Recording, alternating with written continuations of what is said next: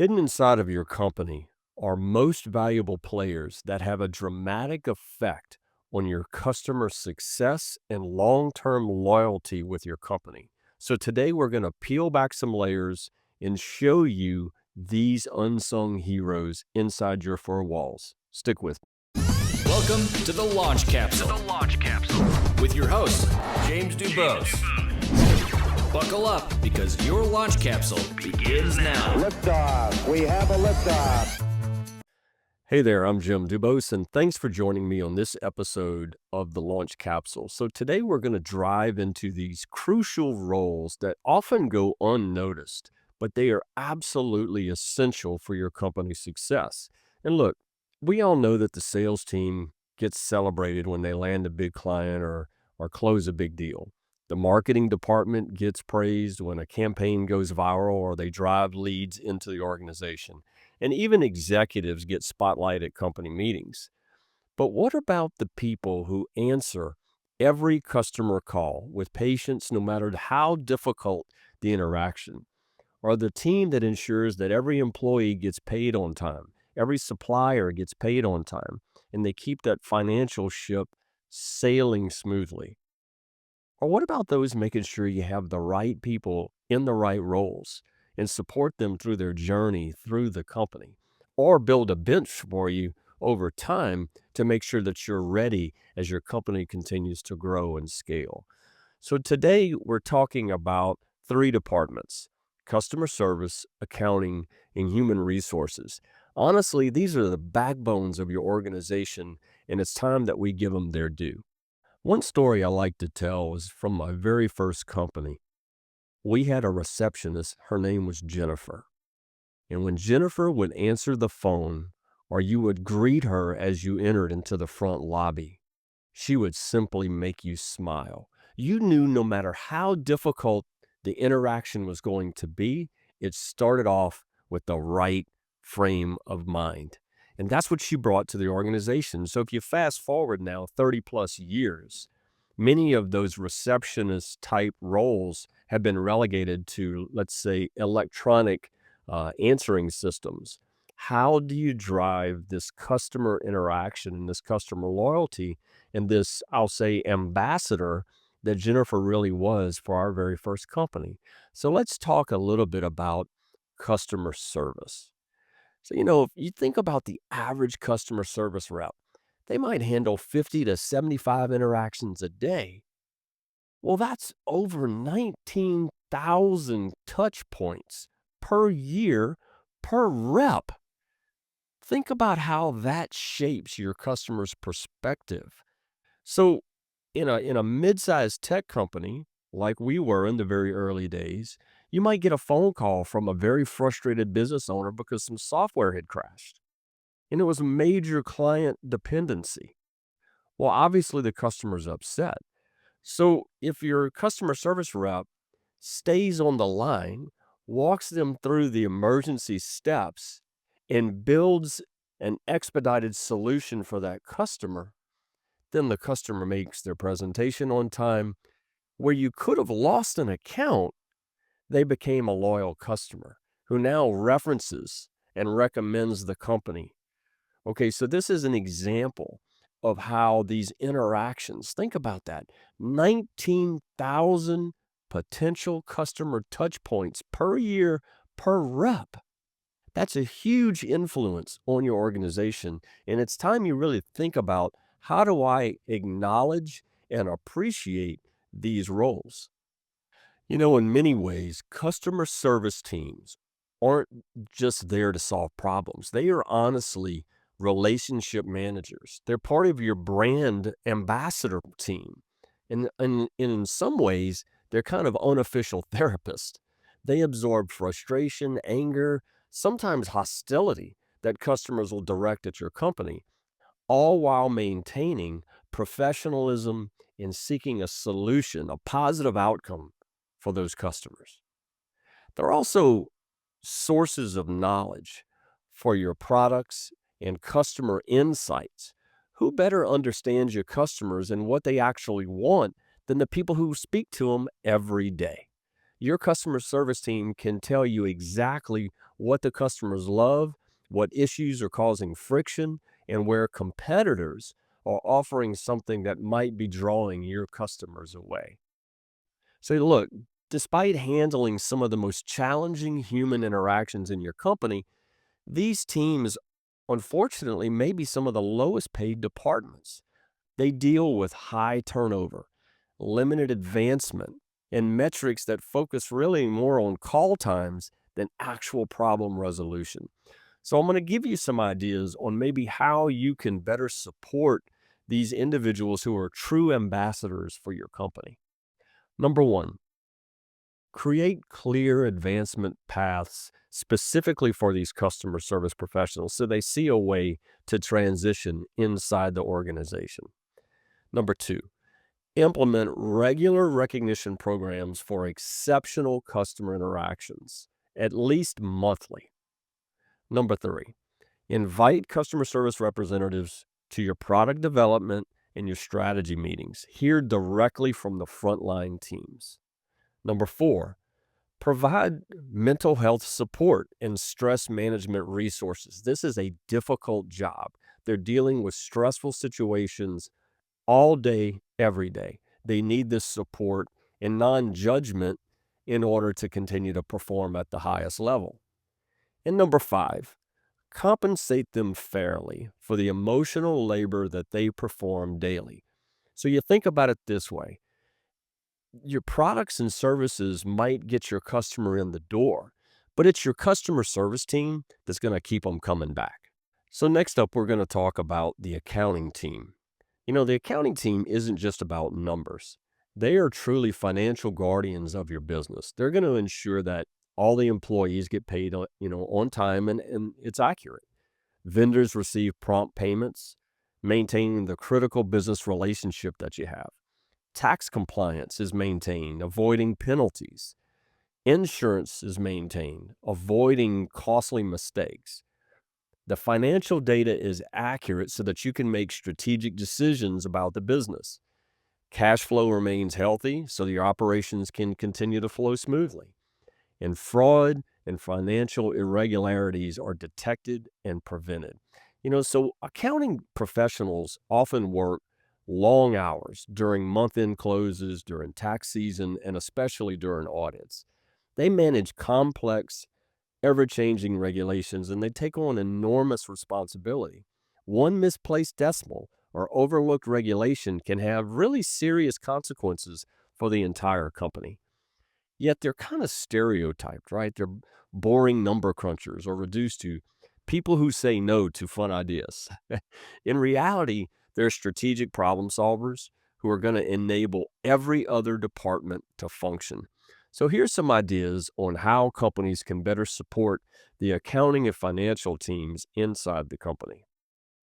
Number one, invest in modern financial software that reduces manual data entry, so that automation and applying AI where the opportunities exist to simplify and create more efficient operations. Include accounting perspectives in your strategic planning sessions.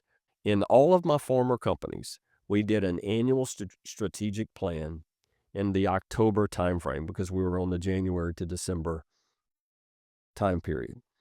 When we executed that strategic plan, accounting was present in the meeting because as we went through that journey, we wanted that financial perspective as part of that overall planning for next year's growth and scale.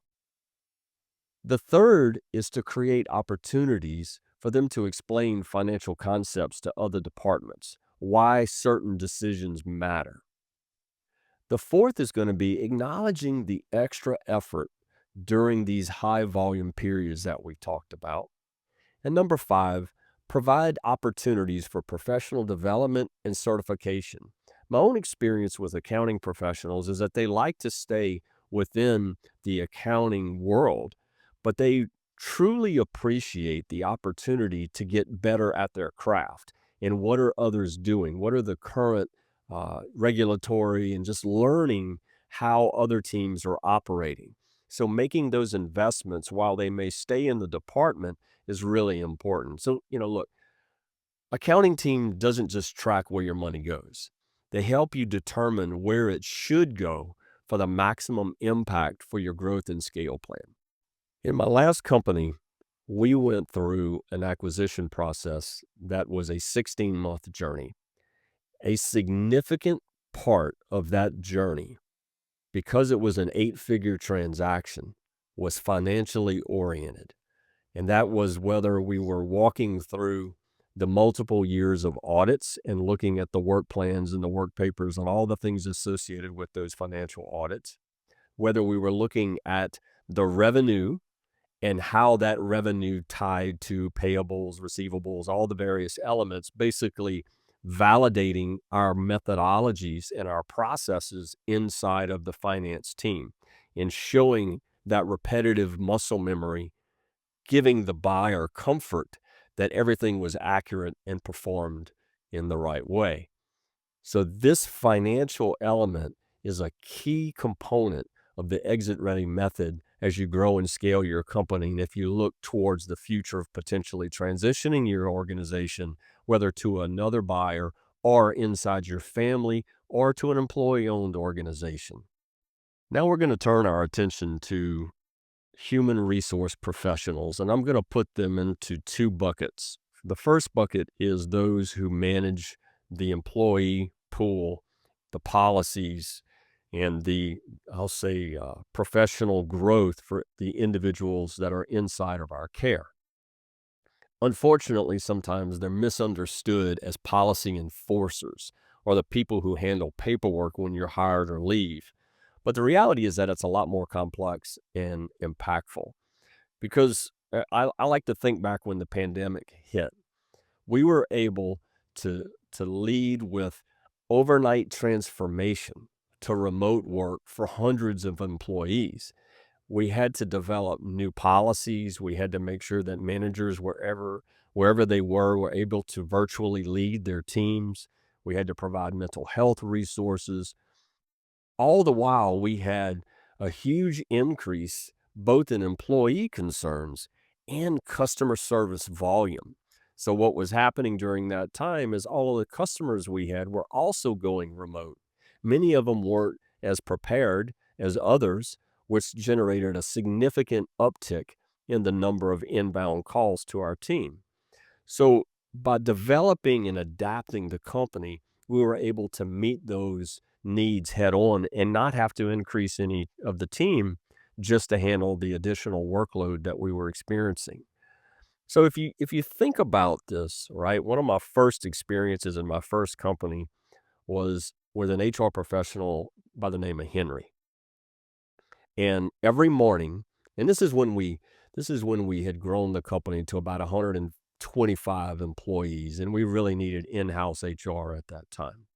And so Henry, every morning, I would go over with a cup of coffee and I would tell Henry how much I appreciated his presence because I knew he was ultimately responsible for the health and well-being of the employee team that was serving our customers and making sure that he had everything that he needed to make sure that we served our employees with the utmost care. And so really, if you think about it, they're talent architects who design recruitment strategies. I had a recruiter in that very first company by the name of Terry, and Terry's job was to know the growth that we were going to have in the company and build that bench of resources that we could go hire when the time was right. And it was a tremendous team between Henry and Terry, really bringing in the right people at the right time and then cultivating this culture, that's going to really shape and maintain the company values that you have. And then ultimately, employee advocates, they want fair treatment and they want confidential support, obviously. The other element is compliancy. You have to navigate now what is a complex and ever-changing employment law, within the states you operated in and as well as the federal. They're also change facilitators. As organizations grow and scale and change, you're going to affect team composition, management of the teams. And so they need to help you make good, clear decisions as these changes are going through the organization. And then finally, they manage everything from personal emergencies to company-wide challenges, right? So a very broad scope. And so you have to balance the company needs with the employee well-being, with sensitive personal conflicts that may be going on in the individual employees' lives. So here's some ways that I think you can support the HR teams. Number one, include them in your strategic business planning, not just people related decisions. Number two, invest in technology that reduces the administrative burden and focuses on strategic initiatives. Number three, give them the mental health support designed for those who are in the emotionally taxing roles inside of the company. Number four, create opportunities for HR to showcase their business impact beyond traditional metrics. Things like low retention, right? Employee appreciation, employee growth programs, those types of things. And then finally, develop those specialized career paths that recognize the diverse expertise within HR itself. So when you really implement this properly, you will see a dramatic shift in the employee health overall. One of the core things that we did later in my business journey was really understanding role clarity. So you create a role, you create the functional outcomes that you want for that role, you create the skills that are necessary, but you tend to hire the employee and then you say, "Here you go," after their initial inboarding, if you will, into the company. Well, the problem with that is it's not a long-term touch with that individual employee. And so what we found was implementing a tool that allowed us to make sure that the ongoing training and personal development was tracked and managed in a system that allowed us to see where people were in their professional journey through the company. So it was a huge impact. So if we think about this, really what we're talking about is human beings. And we want to humanize these roles because if you think, what is the impact? Customer service and accounting, particularly when they go unnoticed. Nobody's going to mention when payroll runs perfectly for years, but buddy, if you miss one payroll, what's going to happen? It's an immediate crisis. Customers rarely write in and praise routine service, but a single issue can trigger a flood of complaints. These departments also, they share another critical trait. They require exceptional interpersonal skills alongside whatever technical expertise you may be selling inside your company. An accounting professional's got to translate complex financial regulations into something that your insurer's in compliance. The customer service reps have to have expertise in the products and services that you're selling. HR has to understand the skills and functional requirements of employees that are coming inside of the company. These are complex and they all require interpersonal skills. One of the things that I think is going to help you the most is to make sure that you have an investment in ongoing communication skills inside of the company. We invested early on in our companies in Dale Carnegie. Dale Carnegie is one of the many communication platforms that are out there where basically you teach people how to communicate effectively. We're not trying to create individual salespeople out of everyone, but we do want, based upon their personality, to be able to interact with each other. And if you do that, you're going to have a better customer experience. You're going to have better financial management because they're going to be able to communicate the stresses and strains within the financial component of the business. And you're able to integrate these elements. You're going to have stronger employee retention because they're correlating to customer retention and financial stability. All of these three departments interplay with each other and create a very strong business if you implement some of the changes that I've talked about. The very first thing that you can do is start changing how you talk about these roles. Don't call them back office functions or support staff. Recognize them as essential to the strategic relationship of the business as a whole and include them in the decision process, listening to their perspectives. You need to create recognition programs that are specifically designed to highlight the entire company. I say all the time, salespeople can give themselves raises at any time because they can sell something. How do you reward and appreciate the individuals who aren't compensated in that way? I like appreciation programs that focus on the customer experience. In my prior company, we created a program called #ComeBeAwesome. It was an amazing recruitment strategy. So we wanted to create a external cultural perspective of what it's like to operate inside of our business every day. #ComeBeAwesome. Well, we turned that internally in more of a perspective of you did awesome, right? You executed well. And so we created this #ComeBeAwesome award that was the highest award. So we had employee recognition in each one of the departments across the company. We also had two other awards. One was the Most Valuable Player Award that was chosen by the managing partners of the business. And then we had the #ComeBeAwesome award, which was the highest award because it was an employee voted award. So we all had one vote to select the individual who would receive those awards. The first year that it was given out to an accounting individual. The second year it was given to procurement individual. So you can kind of see that internally, the employee community recognized the value of these teams and their direct impact with the customer community. So look, I just would encourage you, if you're listening, to take 3 simple steps. Number 1, reach out to someone in your customer service or accounting team and thank them for their specific contribution.